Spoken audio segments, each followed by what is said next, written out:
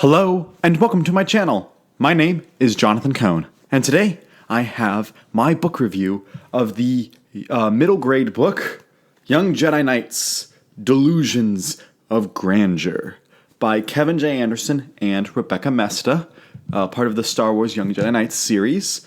I have been reading the Young Jedi Knights series for a while now, and most recently I did my review of the book Diversity Alliance. And this is a special book series to me because this is one of the first book series that I actually ever read when I was in middle school that I actually read because I wanted to read them, not because I was being made to at school. I always, in middle school and elementary, hated reading, had no intention of ever reading. And then my older sister, when she got married, her husband actually was a big reader, and he, of course, was a big Star Wars reader, and so he had read all of these books. And so he let me borrow some, and I got to read them, and I had a blast reading them back in the day. And this was actually one of the books that I read back in middle school, back when he let me borrow them. And so I have some fond memories of this book series and of this book in particular. And it was weird because when I read the series, I didn't read it entirely in order, and I also kind of read it in clumps, where I was like one or two books here, and then I'd skip a book, and then read one or two books here, and then skip a book. So I was, missing. I knew the overall plot of each arc in the series, but I had, missed a lot of the actual books in there. And so recently I started the Diversity Alliance arc, which starts with the book Shards of Alderaan, which was, just fine book. And then I read Diversity Alliance, which was a actually surprisingly fantastic book.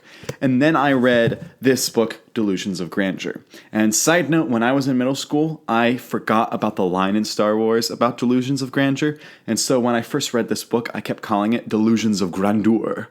And I was like, ooh, is that like an alien planet or something? And so I told my brother-in-law, I'm reading Delusions of Grandeur. And he was like, what the heck are you talking about? And then he was like, oh, Delusions of Grandeur. And then he explained it to me. So Delusions of Grandeur is this book. And while I have such delightful memories of this book and also had a delightful time reading this as I'm recording this, I literally read this in about like 2.5 hours time. It was a really quick, just sit down and knock it out read. I really enjoyed the process, but I will admit this is one of the weakest Young Jedi Knights books that I've read so far. Some of the books, let me just quickly grab them so that I can use them as a good example, because I want to be able to have visual aids. Some of the books have been really just stellar. I would say the books Shadow Academy and The Lost Ones and Lightsabers were just stellar books. Probably the best books in the series. And then you had some good books that, they weren't amazing, but they were good. Actually, I would put Diversity Alliance as actually one of the higher rated ones. But then you have ones like Shards of Alderaan, Darkest Night, and Jedi Under Siege that were, they were good, but they weren't amazing. And then I have a mediocre book. That's the first book in the series, Heirs to the Force, which I really felt was like the most bland book of the series. And this book is about on the same level as Heirs to the Force. I think that this is actually a more enjoyable novel, and so I would give it a little bit of a leg up over Heirs of the Force, but it is down there sadly as one of the weaker books in the in the Young Jedi Knights series. One of the reasons I think this is one of the weaker books is it does not have a good hook. This book, the action does not start until halfway through. The main plot of the book is Raynar and all the Young Jedi Knights, they all decide to go to Mechas 3 to oversee the operation of the factories there, now that Raynar's uncle has been kidnapped by droids. And they run into things at the big factories on Mechas 3. At the same time, you also have Zek, who is searching for Bornenthal and gets sent on a separate assignment to go find Tycho Thul, and he is entangled with other bounty hunters who also want to find Tycho Thul. And so this book has those two plot lines that eventually merge together towards the end. But the problem is, Zek's plotline starts out pretty much right away, and so it actually propels the story forward. It's lots of fun, very interesting. The Young Jedi Knights storyline waits until after page 100 to actually get going, and that's pretty weak because with a kid's book you have to start fast because you want to keep the kids engaged. For one, I wouldn't recommend this book, as a starting point because it's not a starting point in the series, but I'd also be worried that someone who wasn't already hooked on the series would fall off after this book because the beginning doesn't make you really excited. So overall, this book isn't as strong as its predecessors, but it's still an enjoyable read. Like, there are one thing I will say in the book's defense is if you are an EU junkie, like you love reading about the Star Wars Legends line, you will absolutely love reading this book. Because this book has quite possibly the largest number of references to the EU that I have ever seen in any book outside the New Jedi Order. The New Jedi Order and the Legacy of the Force made a lot of references in all those books, but that's because that was like when like everything was coming to a head, interconnectedness was at its height.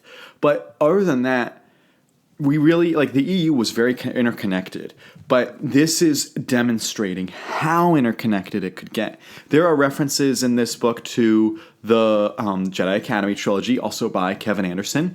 There are references in this book to the Crystal Star, one of the most controversial Star Wars books. I won't even say it's controversial. Most people hate it. So it's one of the most hated Star Wars books. There's also references that I caught to the Black Fleet Crisis, and there are references to a few other books and series, like the X-Wing series. There are references to that, to the Thrawn trilogy. There's at least one reference to the Courtship of Princess Leia. So there's just references galore throughout the entire book to all these things. And if you've never read those other things, it'll be okay. They explain everything that they need to explain, but it's like when you're reading it, you're like, okay, this is obviously a reference to something. I just don't know what that is. But it's not like you're dying to find. Like, it's not like you're not going to understand this book without. This book explains everything it needs to explain. But if you are an EU junkie, you will go berserk reading this book because it's just so awesome and so many references throughout it. So that's the primary person I would recommend for this book. And also, if you've been reading through all the new Young Jedi Knights series like I have, you'll really enjoy the book. So there is that element to it. This book and doesn't introduce it, reintroduces a character from the Crystal Star by the name of Lusa, who is a centaur form. It's basically like a centaur for Star Wars. And I've not read Crystal Star because I've been afraid to, because I was afraid I wouldn't like it, which I feel like I have to read it now. And so she was introduced there, and she's brought in here, and apparently she's in the rest of the books. I have no memory of her in the later books, but apparently she's in the other books. And Lusa basically has a budding friendship, will they, won't they, with Raynar in this book, which was really sweet. But we got almost none of it. We got a little teeny tiny scene of them talking together, and really that scene exists primarily to set up why Raynar leaves Temechis 3. So we were like, I was like, oh man, I love how they're like so awkward around each other, and he doesn't know how to approach girls, and she doesn't know how to approach humans now, and they're so like afraid of each other, but yet there's kind of like this little budding romance between them. It was really sweet.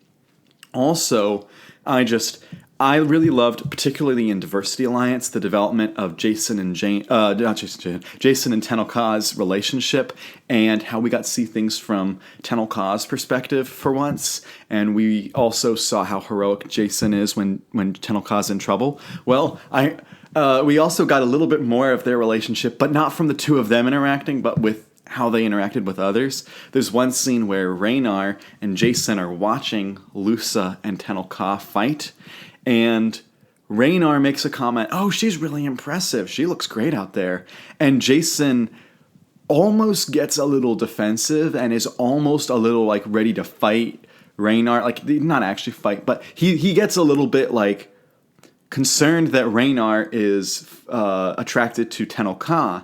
And so like for a moment, Jason is like, he doesn't know what to do and he's worried. And then all of a sudden he realizes that Raynar is instead talking about Lusa, not Tenel Ka. And then Jason's reaction turns to being so happy because now they're not competing for the girl. They're not interested in the same girl, and also that he realizes he's having these thoughts about Tenel Ka because he really hasn't they've been more like messing around with each other, like just like goofing off. They haven't been like flirting, or at least realizing that they're flirting.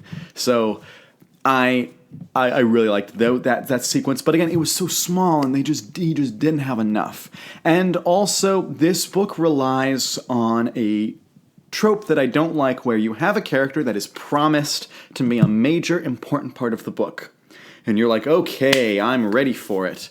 And then they're like, well, actually, it's not that character. It's actually something similar and connected to that character. And you're like, but you promised us this.